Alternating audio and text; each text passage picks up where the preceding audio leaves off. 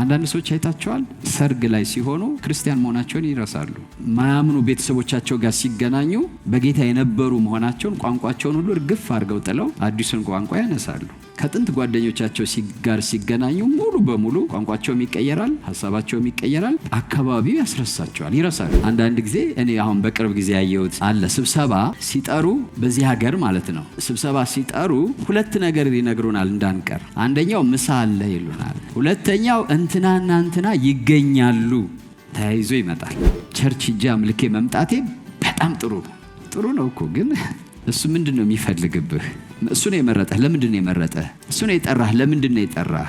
እኛ የመረጥነው ያህል ለምንድን መብቱን ወደኛ የወሰድነው?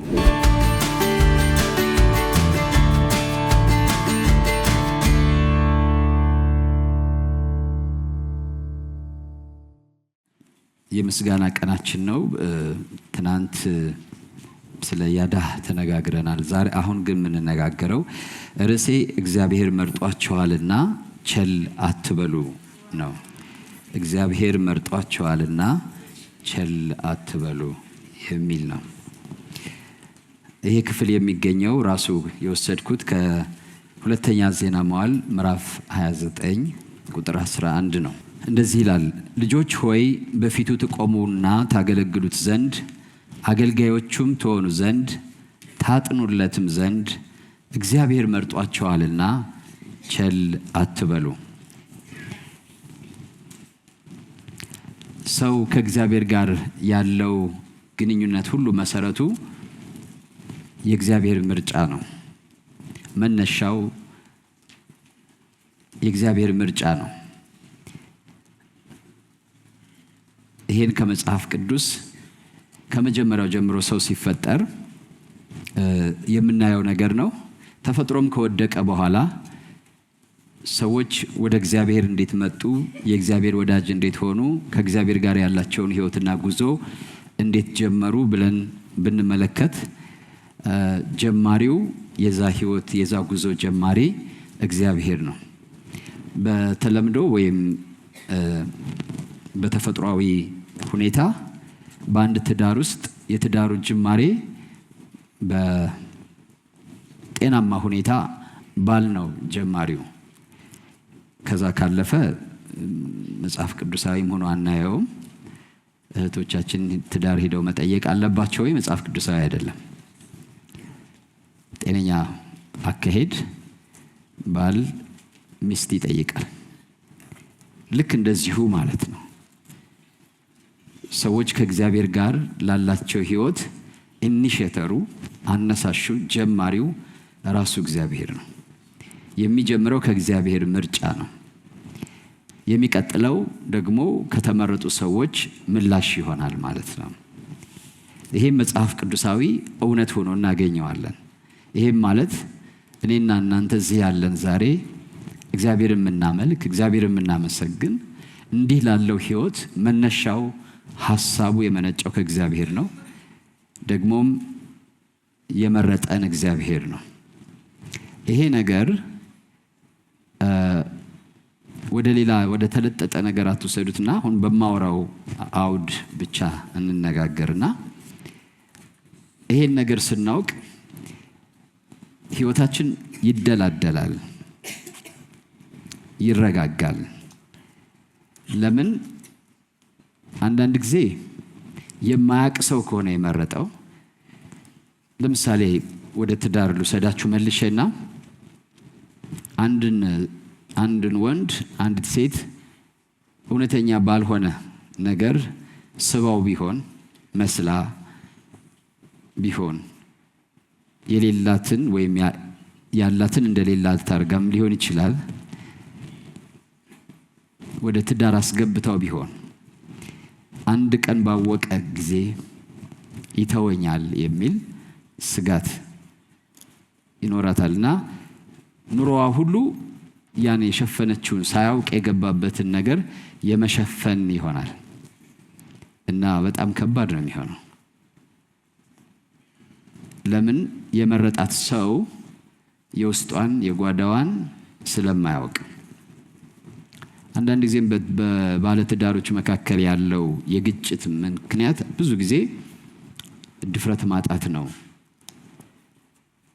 ድፍረት ማጣት ማለት ይሄን ነገር አይቶ ነው የመጣውና ይሄ ነገር ከኔ እየጎደለ ሲመጣ ግን ከኔ ጋር ይቀጥላል ወይ ከኔ ጋር ትቀጥላለች ወይ የሚለው ስጋት ድብቅ የግጭት ምክንያት ነው። ድብቅ ያለ መተማመን ምክንያት ነው። ለምን? መራጩ ዕውቀቱ ውስን ስለሆነ። ምርጫው በእውቀቱ ላይ የተመሰረተ ነው። ዕውቀቱ ደግሞ ውስን ነው።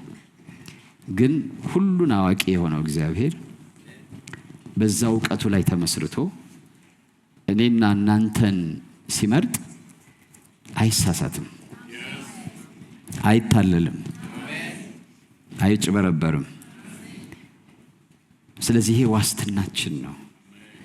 ለዚህ ነው ጌታ ኢየሱስ ክርስቶስ ለደቀ መዛሙርቱ ዋስትና ሰጣቸው። ምን አላቸው? እኔ መረጥኳችሁ እንጂ እናንተ አልመረጣችሁኝም። እኔ ስመርጣችሁ አውቄ ነው የመረጥኳችሁ ማለት ነው። እናንተ አልመረጣችሁኝም፣ እኔ ነኝ የመረጥኳችሁ። ስለዚህ መሰረቱ ከእግዚአብሔር ጋር ያለን ግንኙነት መሰረቱ የእርሱ ምርጫ መሆኑ የሚያስደነግጥና የሚያስፈራ ሳይሆን የሚያስደስትና የሚያረጋጋ ዋስትና የሚሰጥ ነገር ነው። ዮሐንስ ወንጌል ምዕራፍ 15 ቁጥር 16 ላይ ነው አሁን ያልኳችሁ ቃል የሚገኘው። እኔ መረጥኳችሁ እንጂ እናንተ አልመረጣችሁኝም። ሮሜ ምዕራፍ 8 ቁጥር 33 እግዚአብሔር የመረጣቸውን ማን ይከሳቸዋል ይላል። እዚህም ላይ ስታዩ መራጩ እግዚአብሔር ነው። ይህን ቃል የተናገረው እግዚአብሔር መርጧቸዋልና ቸል አትበሉ የሚለውን ቃል የተናገረው ንጉሥ ሕዝቅያስ ነው። በጣም ገብቶት ማለት ነው። በእግዚአብሔር መመረጥ ማለት ምን እንደሆነ ገብቶት ነው ይሄን ቃል የሚናገረው። ለምንድን ነው የተመረጡት? በፊቱ ትቆሙና ታገለግሉት ታጥኑለትም ዘንድ እግዚአብሔር መርጧቸዋል። ስለዚህ ቸል አትበሉ።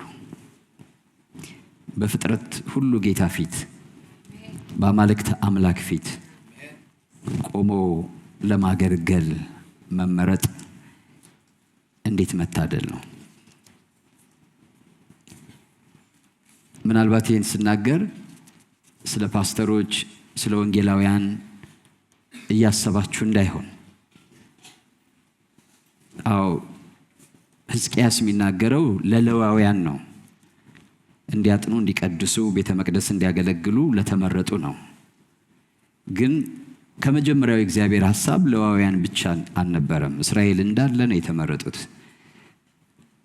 ይሄ ትእዛዝ ለነሱም ሁሉ ነው።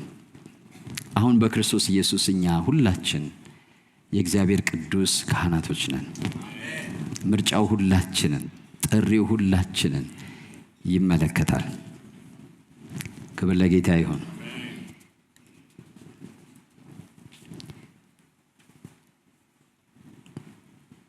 ይህን የተናገረው ሕዝቅያስ በነገሰ በመጀመሪያው ጊዜ ነው።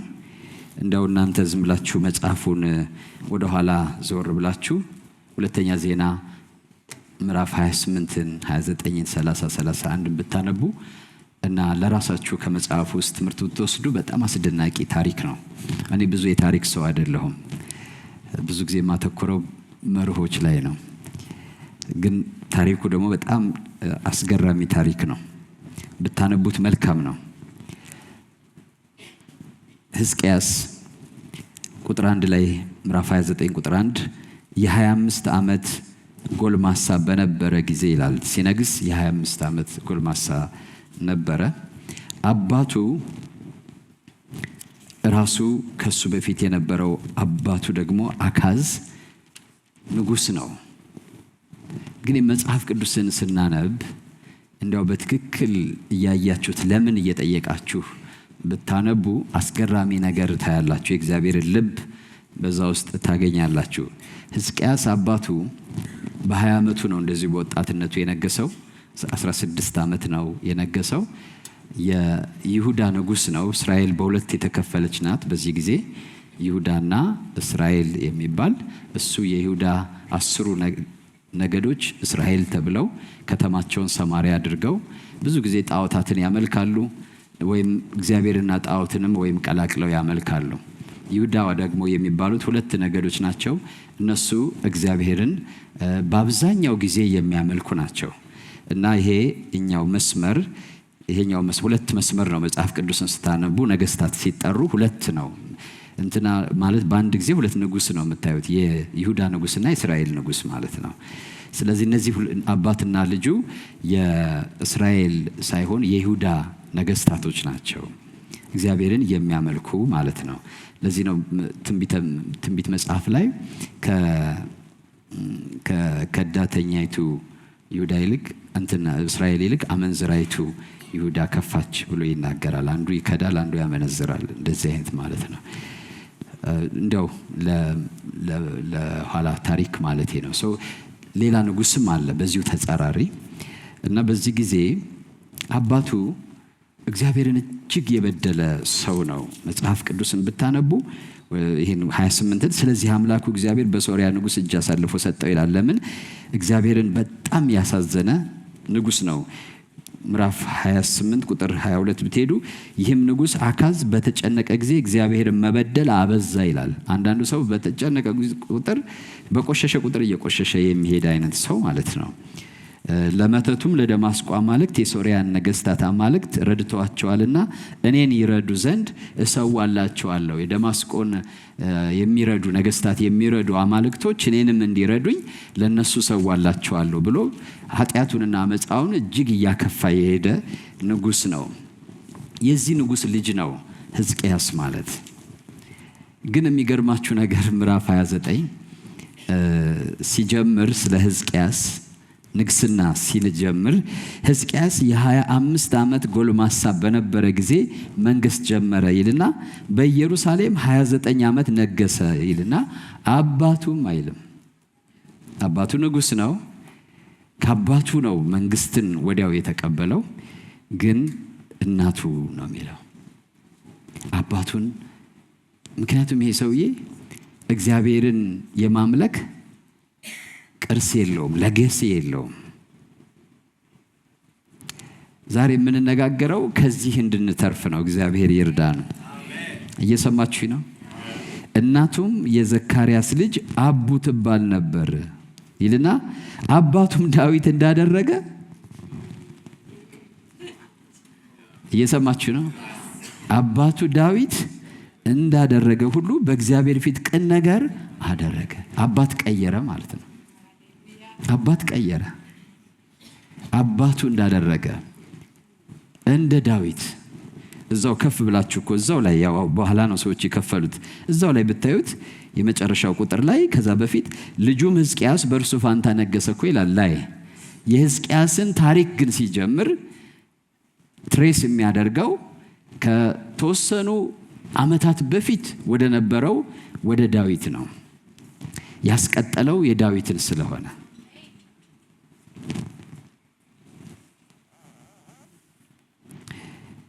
ይህንም ልቡን ታያላችሁ። ዳዊት ታስታውሳላችሁ እንደነገሰ እኔ በአማረ ቤት ተቀምጬ የልዑል አምላክ የእግዚአብሔር ታቦት ግን በድንኳን ውስጥ እንዴት ይኖራል ብሎ ለእግዚአብሔር ቤት ለመስራት የቀና ሰው ነው። ከዛ እግዚአብሔር ደግሞ ይህን ቅናቱን አይቶ የማለለት ሰው ነው። ብዙዎቻችን የኛ ቤት ከተሳካ ራሱ እግዚአብሔርን ይሄ ያዳህ ነው ጌታ ይመስገን ስናመሰግንም ብዙዎቻችን ስንደሰትም ብዙ ጊዜ ከኛ ጉዳይ ጋር የተገናኘ ነው እና ጎደለም ስንል ወይ የሳሎናችን ነው ወይ የጓዳችን ነው። ዳዊት ግን ዙፋኑን ከተረከበ በኋላ ቤቱ ሙሉ ከሆነ በኋላ እኔ በአማረ ቤት ውስጥ ተቀምጬ የአምላኬ ታቦት እንዴት በድንኳን ውስጥ ያድራል?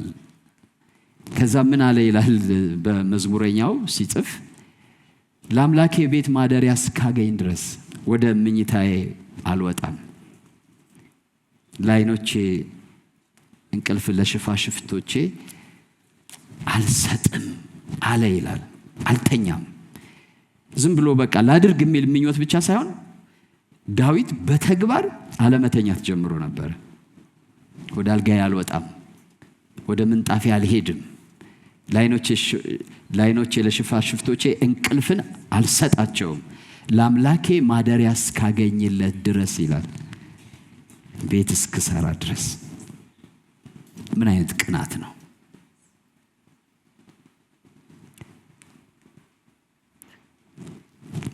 ምን አይነት መንፈስ ነው?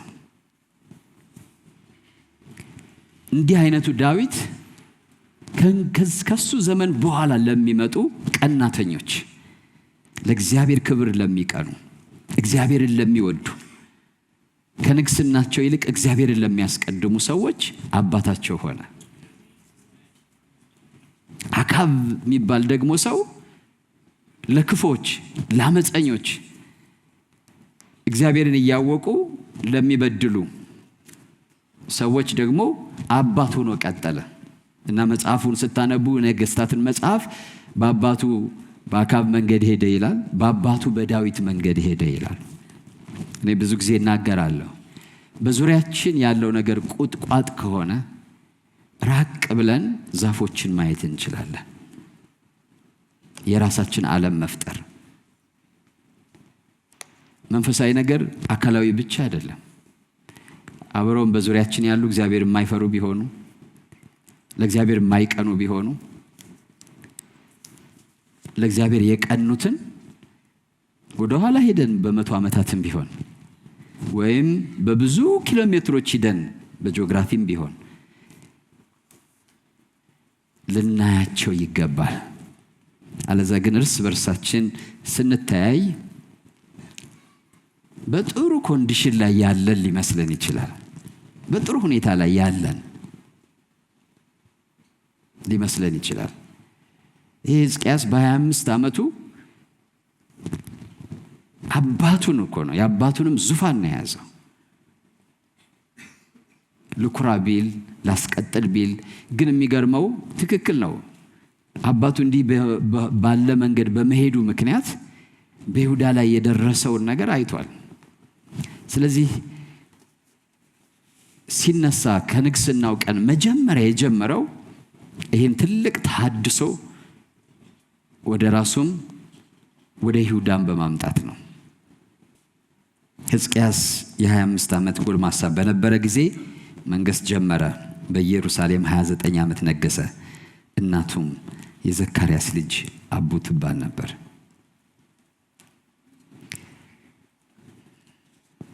አካዝ ምንድን ያደረገው ነገር የእግዚአብሔር ቤት እንዲዘጋ አደረገ። አገልግሎቱ እንዲቆም አደረገ። እሳቱ 24 ሰዓት እሳት አይጥፋ የተባለው በእግዚአብሔር ቤተ መቅደስ ውስጥ እንዲጠፋ አደረገ። እንደዛ አድርጎ ድል የሚያገኝ ነው የመሰለው፣ ህይወት የሚኖር ነው የመሰለው። አልተሳካም። መጨረሻ እጁን ለደማስቆ አማልክቶች ሰጠ። ይህ ሰው ደግሞ ገና ሲጀምር አባቱ የቆለፋቸውን የዘጋቸውን ደጆች መክፈት ጀመረ።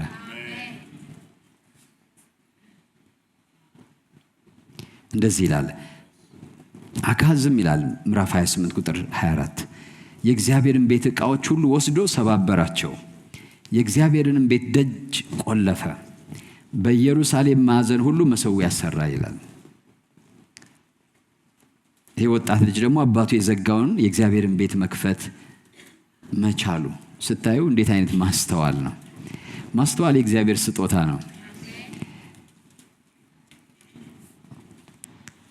29 ቁጥር 3 በነገሰም በመጀመሪያው ዓመት። እስኪ እርስ በርሳችሁ እግዚአብሔር በባረከ በመጀመሪያው ቀን ምን ታደርጋለህ ተባባሉ እስኪ።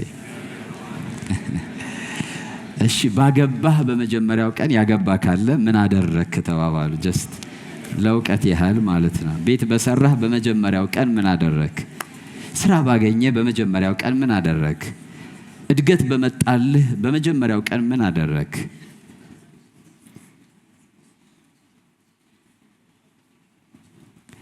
ይህ ሰውዬ በመጀመሪያው ዓመት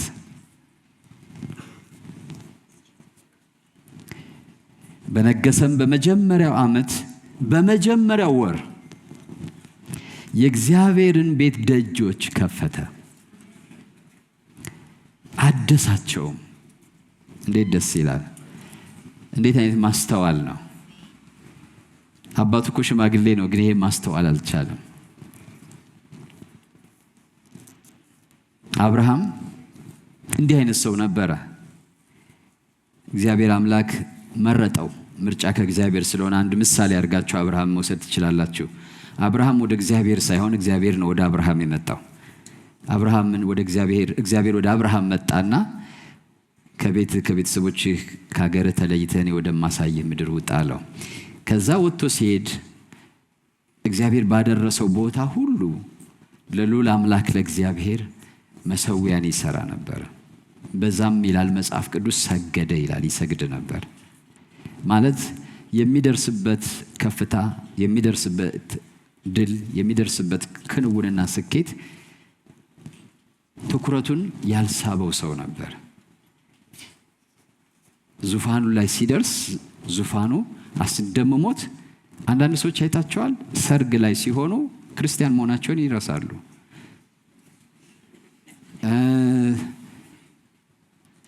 ማያምኑ ቤተሰቦቻቸው ጋር ሲገናኙ በጌታ የነበሩ መሆናቸውን ቋንቋቸውን ሁሉ እርግፍ አድርገው ጥለው አዲሱን ቋንቋ ያነሳሉ። ከጥንት ጓደኞቻቸው ጋር ሲገናኙ ሙሉ በሙሉ ቋንቋቸውም ይቀየራል፣ ሐሳባቸውም ይቀየራል፣ አካባቢው ያስረሳቸዋል፣ ይረሳሉ፣ ቶታሊ ይረሳሉ። በኋላ ወደ አቅላቸው የሚመለሱት ብቻቸውን ሲሄዱ ነው።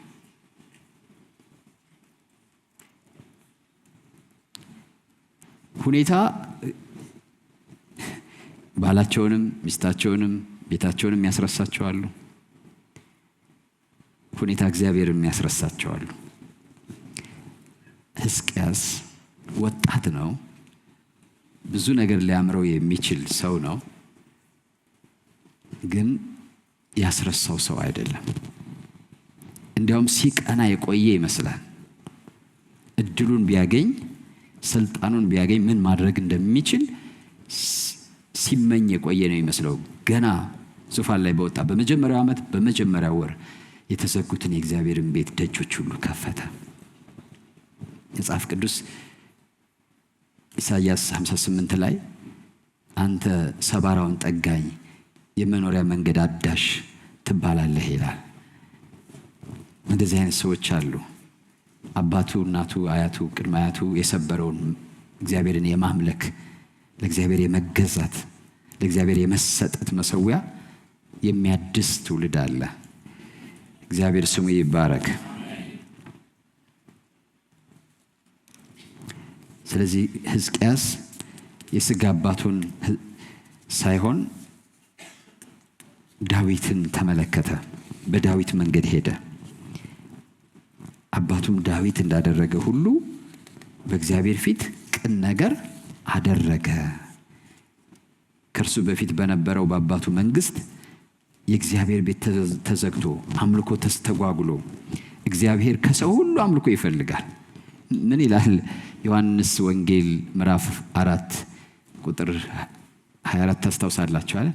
በእውነትና በመንፈስ ለእግዚአብሔር የሚሰግዱበት ጊዜ ይመጣል፣ እንዲህ ያሉትንም እግዚአብሔር ይሻል። ይሻል የሚለው ከባድ ቃል ነው። ይሻል ማለት ይፈልጋል።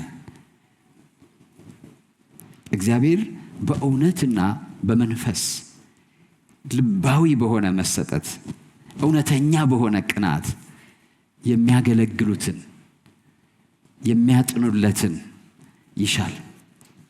እነሱን ነው የሚፈልገው። እግዚአብሔር በፊቱ እንድትቆሙ እንድታገለግሉት እና እንድታጥኑለት መርጧቸዋልና አለ። አይቶ እኮ ነው። ሁሉም በቸልተኝነት አየው። ቸል አትበሉ፣ ነግሊጀንት አትሁኑ። እግዚአብሔር ነው የመረጣችሁ። እግዚአብሔር የሚለው ለነሱ ያህዌ ከባድ ቃል ነው፣ በአፍ የማይጠሩት ቃል ነው። ይህ አምላክ መርጧችኋል በፊቱ እንድትቆሙ። ሰው በንጉሥ ፊት ለመቆም ይሻማል። ትልልቅ ሰዎች ባሉበት ስፍራ አስተናጋጅ መሆን በጣም የሚፈልጉ ሰዎች አሉ። ከፊታቸው ሄደው ውሃ ላቅርብ ምን ላቅርብ ለማለት ማለት ነው። ግን በልዑል አምላክ ፊት ለመቆም እና ለማገልገል እና ለማጠን ተመርጣችኋል። ስለዚህ ምን አትበሉ፣ ቸል አትበሉ።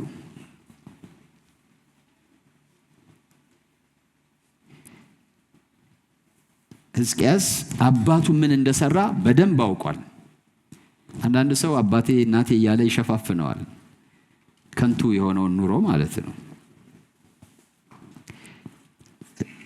ቁጥር 6 እንዲህ ይላል፣ አባቶቻችን ተላልፈዋል፣ በአምላካችንም በእግዚአብሔር ፊት ክፉ አድርገዋል፣ እርሱንም ትተዋል፣ ፊታቸውንም ከእግዚአብሔር መኖሪያ መልሰዋል። በደንብ አሰስ አድርጓል። አሁን ምክንያቱም የተቀበለው አገርና መንግስት የተንኮታኮተ፣ የተሰበረ፣ የወደቀ ነው፣ የተሸነፈ ነው እና ምክንያቱን ሲያጠና ትክክለኛ ምክንያት ላይ ደረሰ። እኛ ብዙዎቻችን የችግራችን ምክንያት በአብዛኛው የምናደርገው ብዙ ነገር ይኖራል። ግን ሕዝቅያስ እግዚአብሔር ባርኮታል፣ ታድሏል። ትክክለኛ ችግሩ ላይ ነው የደረሰበት። አባቶቻችን ይሄንና ይሄን አድርገዋል። ከዚህ የተነሳ የደረሰባቸው ነገር አለ፣ የሆኑት ነገር አለ።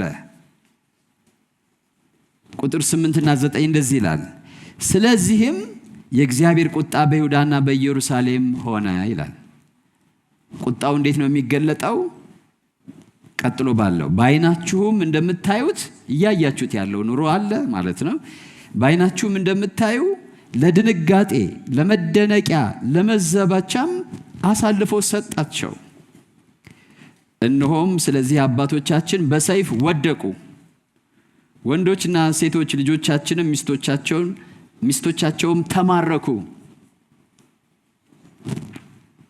የቤት ሽንፈት፣ መበተን፣ በአጠቃላይ ብዙ ጊዜ በህይወት የሚመጣውን ነገር የመጀመሪያ ነገር ማሰብ ያለብን ጥሪያችንና መመረጣችን እንዴት ነው የያዝነው የሚለውን ነገር በደንብ ማሰብ ይኖርብናል።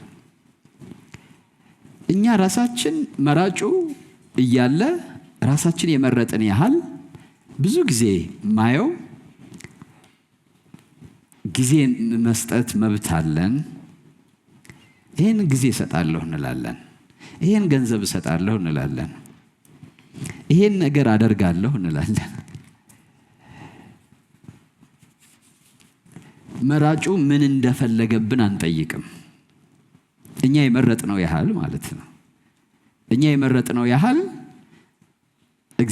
ለእግዚአብሔር ይሄን ያህል ማድረግ ለኔ በቂ ነው እንላለን። ቸርች ሂጄ አምልኬ መምጣቴ በጣም ጥሩ ነው እኮ፣ ግን እሱ ምንድነው የሚፈልግብህ? እሱ ነው የመረጠህ። ለምንድን ነው የመረጠህ? እሱ ነው የጠራህ። ለምንድን ነው የጠራህ? እኛ የመረጥነው ያህል ለምንድን ነው መብቱን ወደኛ የወሰድነው? መብት ወስደናል ሁላችንም እና እንቆጥራለን። ይሄን ያህል ገንዘብ ሰጠው፣ ይሄን ያህል ጊዜን ሰጠው፣ ቸርች ይሄን ያህል እገኛለሁ፣ ይሄን ያህል ሰዓት እያባከንኩ ነው፣ ቸርች ውስጥ አገልግሎት ላይ ይሄን ያህል እያጠፋሁ ነው፣ ገንዘብ ይሄን ያህል እየሰጠሁ ነው፣ ያበዛሁት ይመስለኛል።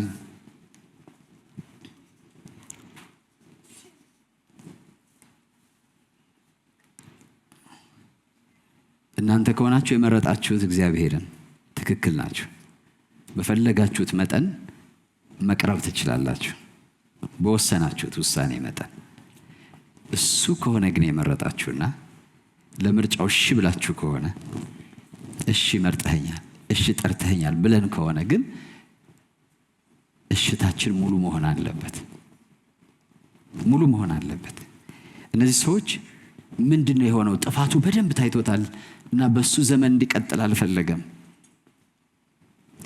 መዛበቻ መሆን ማለት መሳለቂያ መሆን ማለት ነው። ተመልከቱት፣ ተመልካቷት እንደሚባለው ማለት ለድንጋጤና ለመደነቂያ ውይ የሚያሰኝ ሰው አለ አይደለ? አንዳንዴ የሆነ ሰው አብቦ ለምልሞ አይታችሁት ኑሯችሁ አንድ ቀን ጉስቁል ነው እንደማታውቁት ሆነ ብታዩ ብላችሁ ትደነግጣላችሁ። እየተደነቃችሁ ደግሞ እየደነገጣችሁ ማለት። እስራኤል በዚህ በሕዝቅያስ አባት ዘመን መደነቂያ እና መደንገጫ ነበረች። እንዴት ተፈጠፈጠችም ተብላ ማለት ነው። እንዴት ወደቀች ተብላ። ብዙዎቻችን ያው መልካም ነገር ወደ ህይወታችን ሲመጣ እግዚአብሔር ከሳሽ ስላልሆነ እየተከተለ አየህ ያለበስኩህን አይለንም። አየህ ያበላሁህን አይለንም። አየህ ይህን ጫማ እኮ እኔ የሰጠው አይልም። ይህን ከረባት እኮ እኔ እንደሰጠው ታስታውሳለህ አይልም። አያሸማቅቅም። አለማሸማቀቁ ግን እኛን ምን ጎዳን? በተቃራኒው እንረሳዋለን።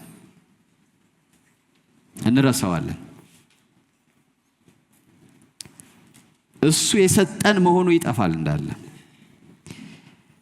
የእግዚአብሔር ቁጣ መጣባቸው፣ በጠላት እጅ መውደቅ፣ ምርኮ መሆን።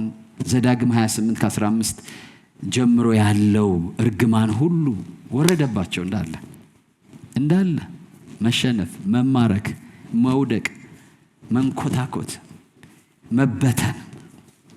ራሱ ይሄ ህይወት የክርስትና ህይወት የኪዳን ህይወት ነው።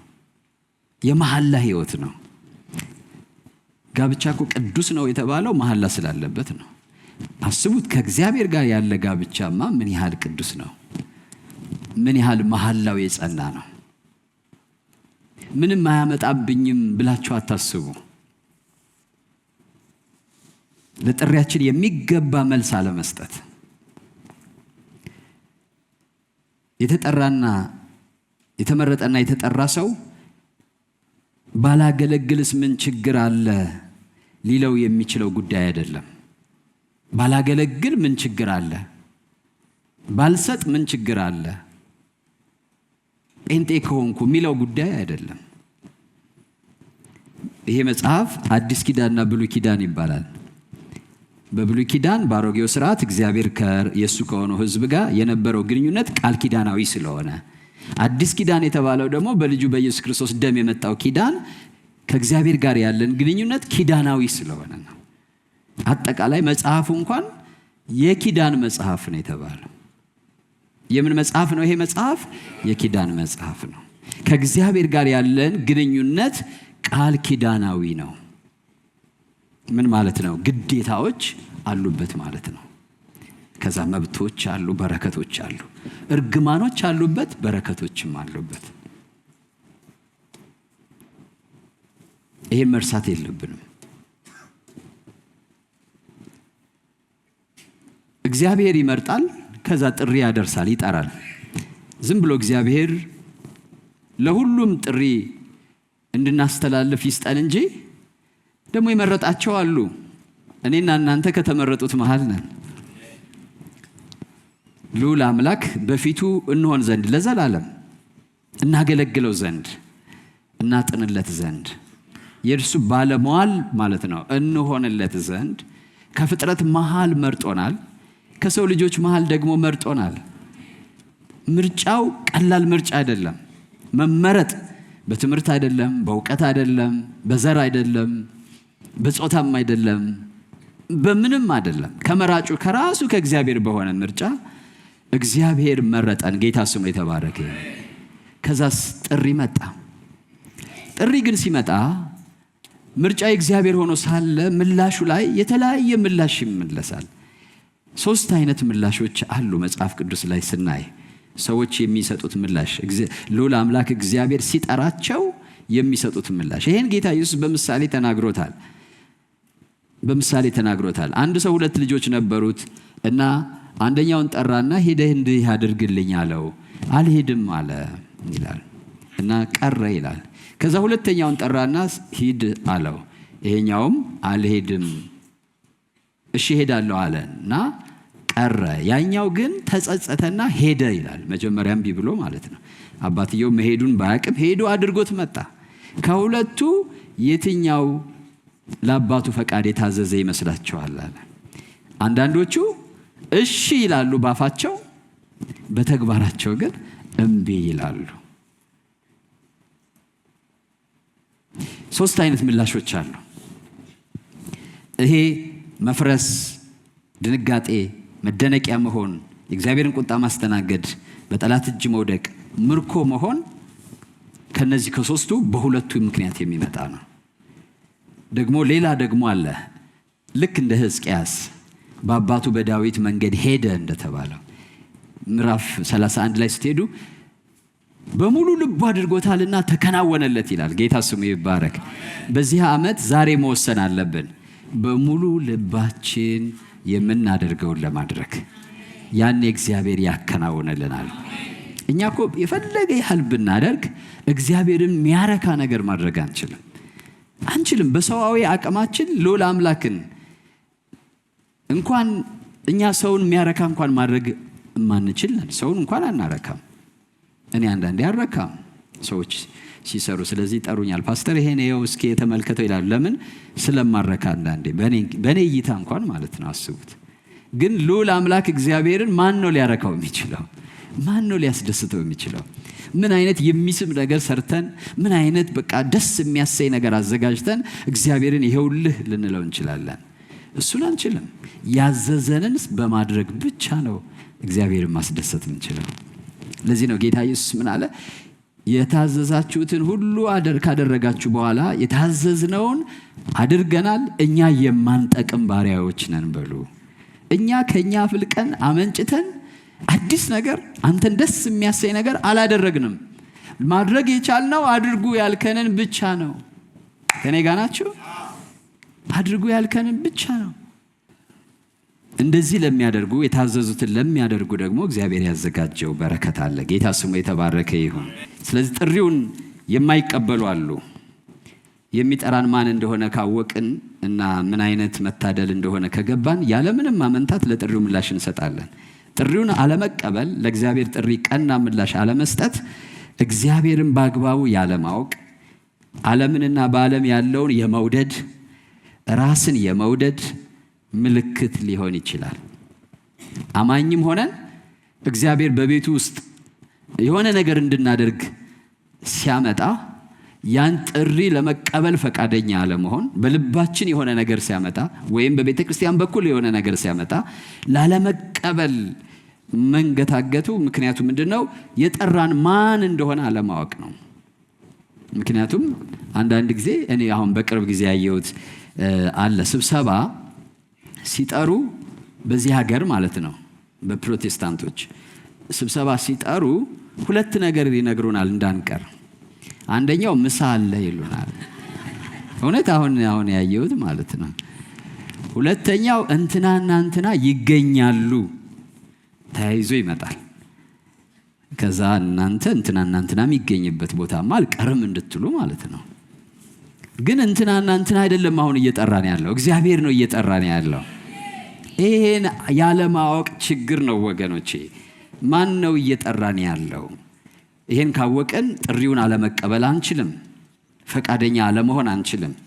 ሁለተኛው ጥሪውን ተቀብሎ በቸልተኝነት ወይም በማስመሰል፣ እንግሊዘኛው ሚስቺፍ ማድረግ ነው የሚለው። ይሄን እንዲያውም ማስመሰል ኔግሊጀንስ ብቻ ሳይሆን ከላይ የሆነ የተቀበለ ይመስላል፣ እያገለገለ ይመስላል፣ እየሮጠ ይመስላል፣ ግን ከላይ የሆነ ነው።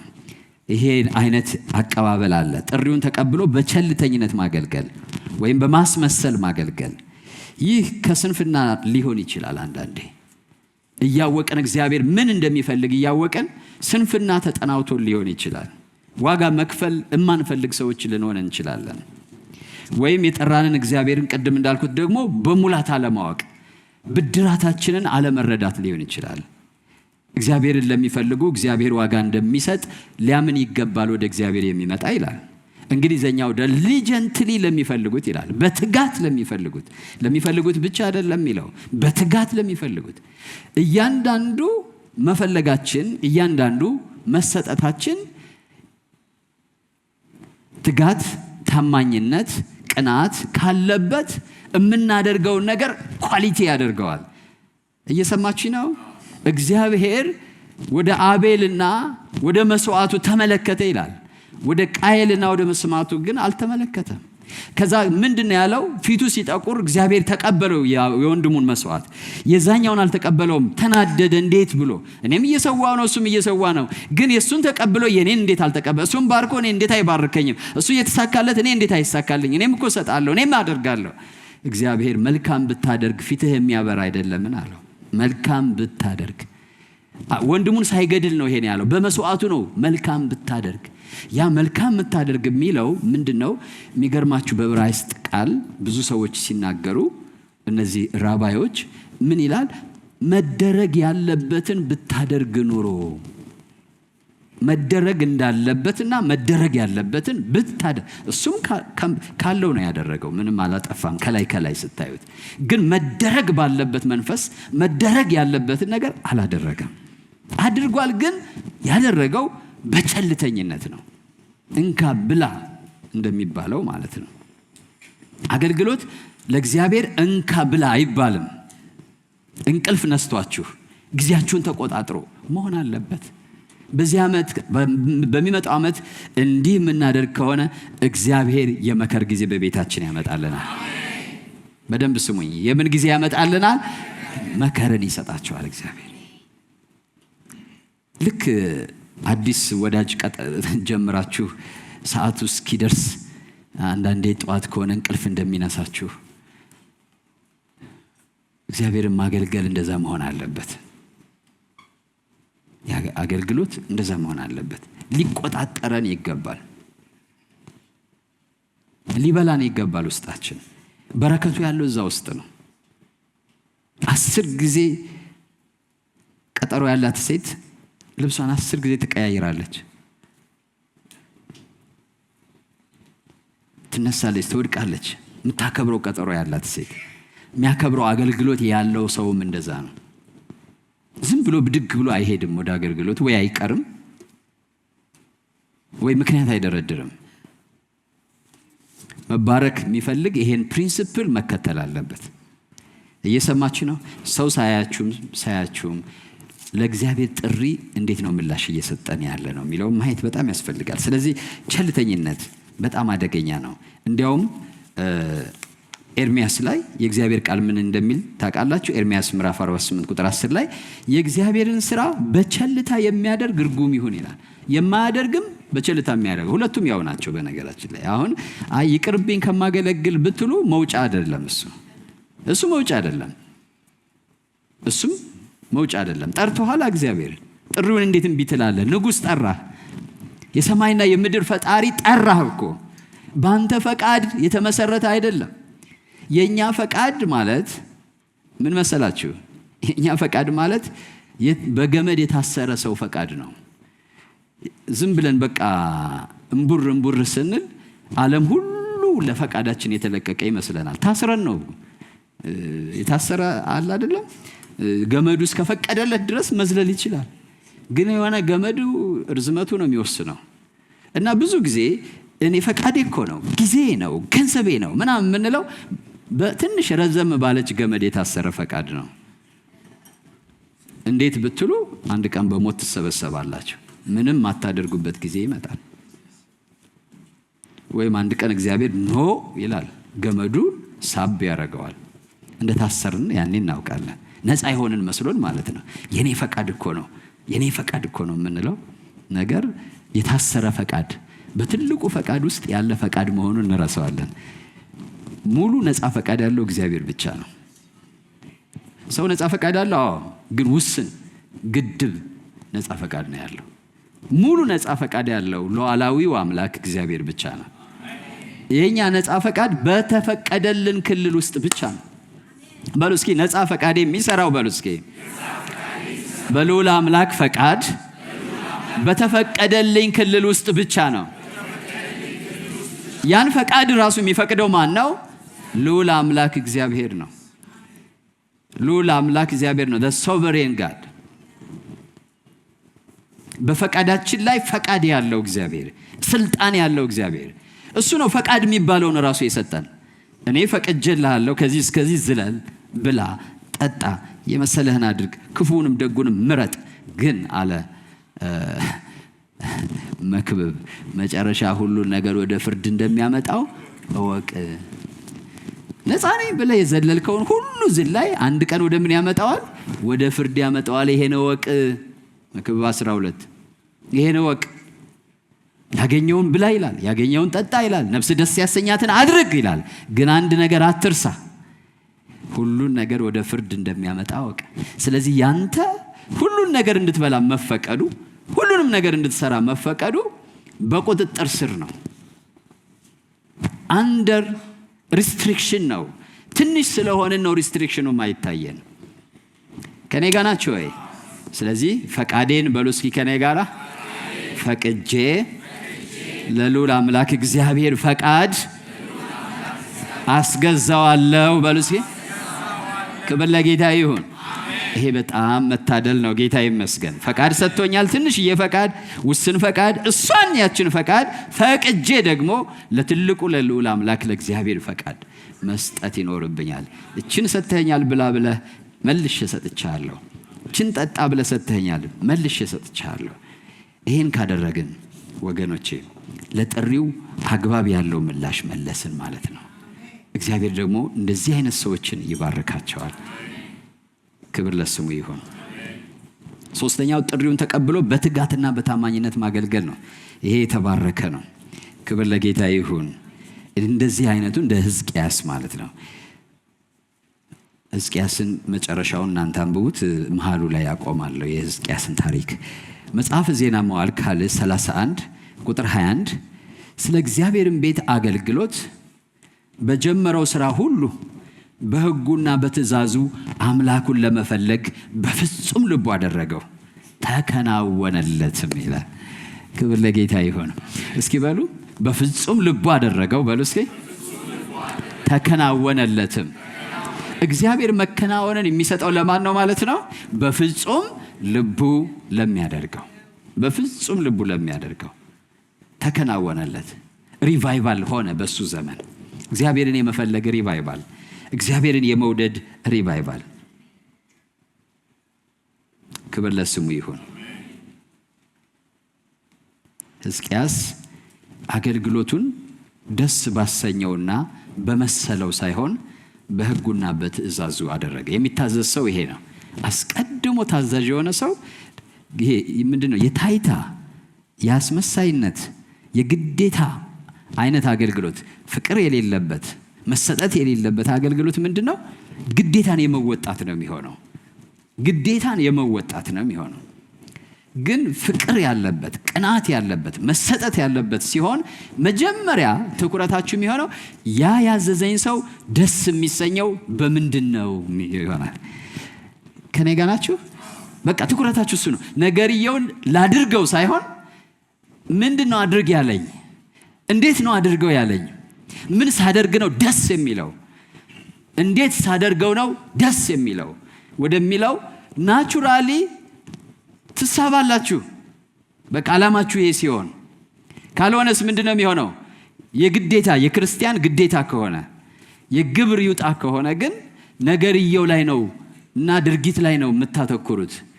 ያዘዛችሁ ላይ አይደለም የምታተኩሩት። ትእዛዙን የሰጣችሁ ላይ አይደለም የምታተኩሩት።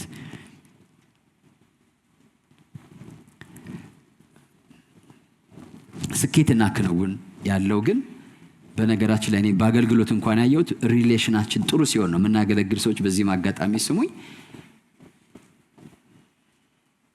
ብዙ ጊዜ አውርተናል። ቸርች ውስጥ ፈርስት ሪሌሽንሽፕ ነው። እኔን ለምሳሌ በእኔ ስር ያሉ አገልጋዮች እንደ ፓስተር፣ እንደ መጋቢያቸው፣ እንደ እግዚአብሔር ሰዋቸው አድርገው ሳይቀበሉኝ አገልግሎት የጋራ የአገልግሎታችን መሳካት አይችልም። ስራ ይሰራል፣ እግዚአብሔር ግን የለበትም እዛ ውስጥ። ሊደረግ ይችላል። በር ጠዋት ክፈት ሊከፈት ይችላል፣ ዝጋ ሊዘጋ ይችላል፣ አድርግ ሊደረግ ይችላል። በሱ ግን እግዚአብሔር በመካከላችን አይሆንም። በእርሱ ግን መከናወን እግዚአብሔር አይሰጠንም። በእርሱ ግን እግዚአብሔር ስኬት አይሰጠንም፣ በረከት እግዚአብሔር አይሰጠንም። እንዲህ ከሆነ እኔም ደሞዜን ነው የማገኘው፣ እናንተም ደሞዛችሁን ነው የምታገኙት። ሁላችንም ደሞዛችን እናገኛለን፣ የሚቆጠረውን ብር ማለት ነው። በረከትና ደሞዝ ይለያያል። በረከትና ደሞዝ ይለያያል። ሰው ብዙ ጊዜ ደሞዝ ይቀበላል፣ በረከት ነው የማይቀበለው። ለህይወት ደግሞ የሚያስፈልገው በረከት ነው። በረከት ግን ከስራው ጋር ሳይሆን ካሰሪው ጋር ባለ ግንኙነት የሚመጣ ነው። እየሰማች ነው? ወንጌል ልንሰብክ እንሄዳለን። በቃ ተውቅሰን ምናምን ሄደን የግዴለሽ ሰብከን ልንመጣ እንችላለን። ግን የልዑል አምላክ የእግዚአብሔር ፍቅር ገብቶን ነፍሱን ለእኛ ቤዛ አድርጎ አሳልፎ መስጠቱ ግድ ብሎን ያም ሰው መዳን አለበት ብለን ስንሄድ ሰውየው ቢሰድበንም የፈለገ ነገር ቢለንም የላከን የጌታ ኢየሱስ ክርስቶስን እርካታ ነው የምንጠባበቀው። እየሰማችሁ ነው? የሱን እርካታ ነው የምንጠብቀው፣ ድርጊታችን ላይ አይደለም የሚሆነው። እና እንደዚህ አይነት ጭቅጭቅ አይታችኋል። አሁን ቅድም እንዳልኩት ድርጊት ላይ የምናተኩር ሰዎች ስንሆን ይሄ እኮ በተግባር አሁን እዚህ የተባረኩ ናቸው ብዙ አገልጋዮችና በጣም የተባረካችሁ ናቸው። ጌታ ይባርካችሁ። ካልሆነ ግን ምንድነው ይሄን ነገር እዚህ ጋር እንግዲህ ይረብሽ እንደሆነ አላውቅም። እዚህ ጋር አመጣህት ያስቀመጠችው አይ እዚህ ብታደርጊው ስላት አመጣችውና እዚህ ጋር አረገችው። አይ ስላት እንዲህ ታረጋለች። አሁን አንዳንዱ እዚህ ጋር ሲያረግ ገና ከመጀመሪያ ወደዚህ ሲባል አሁን እዚህ መሆንና እዚህ መሆን ልዩነቱ ምንድነው ብሎ እዚህ ጋር ይናደዳል። ገና ከመጀመሪያው ግን ይውጣታል፣ ይናደዳል። እሺ አረግለታለሁ። አሁን ይባስ ብሎ ደግሞ ይሄ ሰውዬ አይ አሁንም እዚህ ጋር አርጊው ይላል። አሁንም አይ እቺኛው አገር ትንሽ ወደዚህ ጠጋ ብትል። አሁን በፍቅር በመታዘዝ የሚያደርግ ሰው ከመጀመሪያው ራሱ ሲጀምር ወይ ይቅርታ ብሎ ነው የሚጀምረው። ይቅርታ ብሎ ነው የሚጀምረው። ምክንያቱም ስራው ተሰርቷል አልተሰራም ሳይሆን ይሄን ሰውዬ ምን አላደረኩትም አላስደሰትኩትም ከሚል ነው የሚጀምረው። ስለዚህ ማስደሰት ሐሳቡ ነው። በቃ ይሄ የእግዚአብሔር መንግስት ስራ ነው እያወራኋቸው ያለው። እግዚአብሔርን ስትታዘዙ እንደዚህ ነው። እግዚአብሔር ደስ የሚለው በምንድን ነው? ሕዝቅያስ የተሳካለት ምንድን ነው ወይም የተከናወነለት እንደ ህጉ ይላል። እግዚአብሔር እንዳዘዘው፣ እግዚአብሔር እንደሚሻው፣ እግዚአብሔር እንደሚፈልገው አደረገ፣ ተከናወነለት ይላል። ጌታ ስሙ ይባረክ። በቃ ልክ እግዚአብሔር እንደሚፈልገው እግዚአብሔር አድርግ እንዳለው መሻቱና ፍላጎቱ እግዚአብሔርን ማስደሰት ነበረ። ስለዚህ እግዚአብሔር መከናወን ሰጠው ሲላችሁ ቀላል አይደለም። ብዙ የሚያምጽበት ሰው ይኖራል፣ ብዙ የሚከፋበት ሰው፣ ብዙ የሚያሾፍበት ሰው። ገና አዲስ ንጉስ ነው፣ ግን እግዚአብሔር አብሮት ሆነ። እግዚአብሔር መሳካትን ሰጠው። እኔና እናንተ ከድቅድቅ ጨለማ ወደሚደነቅ ብርሃን የተጠራን የንጉስ ካህናቶች ነን። ጥሪያችን ተቀብለን ነው እዚህ ያለ ነው። ነገር ግን ምናልባት ጥሪያችን ተሸራርፎ ከሆነ፣ ኪዳናችን ተሸራርፎ ከሆነ ምን ይላል ሕዝቅያስ? እዛ ላይ ይናገራል። በቃ ወስኛለሁ፣ አባቶቻችን እንደዚህ ስላልፈለጉት እኔ እግዚአብሔርን እንደዚህ ልፈልገው፣ ከእግዚአብሔር ጋር ኪዳን ላደርግ አስቤያለሁ ይላል። ሃሌሉያ። ከእግዚአብሔር ጋር ምን ላደርግ? ኪዳን ላደርግ ማለት አለው እኮ ኪዳን፣ ግን ላድሰው አስቤያለሁ።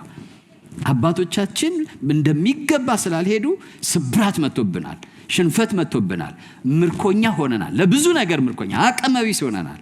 ስለዚህ እኔ ከእግዚአብሔር ጋር የገባነውን ኪዳን ላድስ ወስኛለሁ። ይሄ አዲስ ዓመት ከመምጣቱ በፊት ከዛሬ ጀምሮ በሚቀጥለው ሳምንት የተሐድሶን ቅባት የሚያሻግርን ቅባት እንቀበላለን። ግን ቅባቱ ብቻ ሳይሆን ልባችን ያስፈልገናል ወገኖች። በቃ እንወስን። በቤታችን የተዘጋ ለእግዚአብሔር የዘጋ ነው በር ካለ እንክፈተው። የቆሸሸ ነገር ካለ እንጥረገው፣ እናድሰው። ያልተሰጠ የተከፈለ ልብ ካለ እስከ መቼ በሁለት ልብ ታነክሳላችሁ አይደል? እግዚአብሔር አይወድም ማነከስ፣ እግዚአብሔር አይወድም። በቃ ሙሉ በሙሉ ልባችን ለእግዚአብሔር እንስጠው። ያኔ እግዚአብሔር እኛን ሰዎች ነን። ይሄ ማለት አንሳሳትም እኮ አይደለም፣ እንሳሳታለን። ዳዊት እኮ ብዙ ይሳሳታል፣ አብርሃም ይሳሳታል። ሰው ሆኖ የማይሳሳት የለም። ነገር ግን ልቡ ለእግዚአብሔር የተሰጠ ያልተቆጠበ፣ የስጋ ድካም ሌላ ነው፣ ሰልፍሽነት እኔነት ሌላ ነው፣ ለራስ ራስን ማስቀረት ሌላ ነው። እግዚአብሔር አክኖሌጅ የማያደርገው ዊክነስ ማለት፣ እግዚአብሔር የሚጸየፈው ዊክነስ ማለት እሱ ነው። ግን በሚቀጥለው ዓመት ከብዙ ፍሬ ጋር ደግሞ ምስጋናችን መቀጠል አለበት። አይደለም እንዴ? ከሰጠን የበረከት ክልል ሳንነቀል ማለት ነው። አለዛ መነቀል የሚባል ነገር አለ። ሰው በአግባቡ እግዚአብሔር በሰጠው ልክ ካላገለገለ፣ ካልተሰጠ፣ እውነተኛ ካልሆነ ምድሪቱ አለ እግዚአብሔር ሲናገር ትተፋቸዋለች። በረከት ይተፋዋል። ያን ሰው ይሄ ቦታማ ላንተ አይገባም ብሎ ይተፋዋል፣ አድርጎ ያስወጣዋል። እና ሌላ ሰው መጥቶ ይቀመጣል እዛ ቦታ ላይ ሌላ ሰው መጥቶ ይቀመጣል። እግዚአብሔር ይርዳን በጌታ በኢየሱስ ስም። ብዙ ሰው እንደዛ ይሆናል። እኔ አንዳንድ ሰው እግዚአብሔር ከሰጠው መልካም ምድር በረከት ሲነቀል ሳይ አዝናለሁ። እውነት ለመናገር ከቤተ ክርስቲያን ውስጥ ኢቭን ከኛ መካከል ማለት ነው ቃል ሲያገለግል ሲተጋ በቃ ሲወጣ ሲወርድ እግዚአብሔር ምን መልካም ምድር ሰጥቶት እያለ ካለማወቁ ይሄን ጥሪ ካለመረዳቱ የተነሳ ከዛ ሲፈናቀል ስታዩት ለዛ ሰው ታዝናላችሁ። ምክንያቱም እግዚአብሔር ሰው ሞልቶታል። በጣም ችግር የለበትም። በነገራችን ላይ እኔ ባልሆነው የሚሆነው አለው ወዮ ለራሴ እንጂ እግዚአብሔር ሞልቶታል። ተው ለምን ታለቅሳለህ አለው። እንትና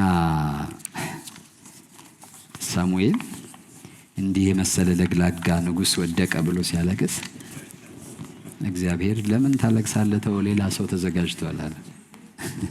ከባድ ነው በጣም ተው ለምን ታለቅሳለህ ሌላ ሰው ተዘጋጅቷል። ሰው ወዮ ለራሴ ነው እንጂ እግዚአብሔር ከኔ የተሻለ ሽባይ ታዛዥ ቅን አንድ ወንድም እያዘጋጀብኝ ሊሆን ይችላል። ታሎ መንቃት ያስፈልጋል። እሱ እንዳይመጣ ይገደልና አንልም። እኛ ነው መስተካከል ያለበት። ማን ነው እኔን የሚተካኝ? ይገደል ይሰቀል አይደለም።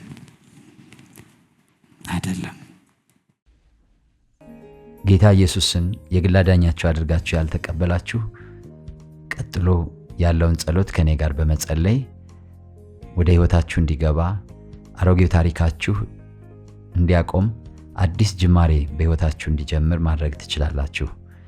አሁን ይሄን አብረን እንጸልይ። እኔ የምለውን በማለት ኢየሱስን ወደ ህይወታችሁ ጋብዙት። እግዚአብሔር አምላክ ሆይ ዛሬ ወደ አንተ ስለጠራኸኝ አመሰግንሃለሁ። እግዚአብሔር ሆይ እኔ ኃጢአተኛ ነኝ። ኃጢአቴን ይቅር በለኝ፣ መተላለፌን ደምስስልኝ። ክቡር በሆነው በልጅ በኢየሱስ ክርስቶስ ደም ከኃጢአቴ ሁሉ አንጻኝ። እግዚአብሔር ሆይ ዓለምን፣ ሰይጣንን፣ ሥራውን ክጃለሁ። ጌታ ኢየሱስ ክርስቶስን የሕይወቴ አዳኝና ጌታ አድርጌ ተቀብያለሁ። ኢየሱስ ክርስቶስ ከሙታን እንደተነሳ በልቤ አምናለሁ።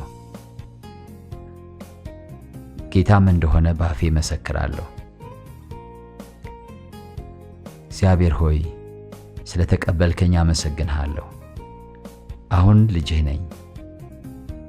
ይህን ዕድል ስለሰጠኸኝ አመሰግንሃለሁ።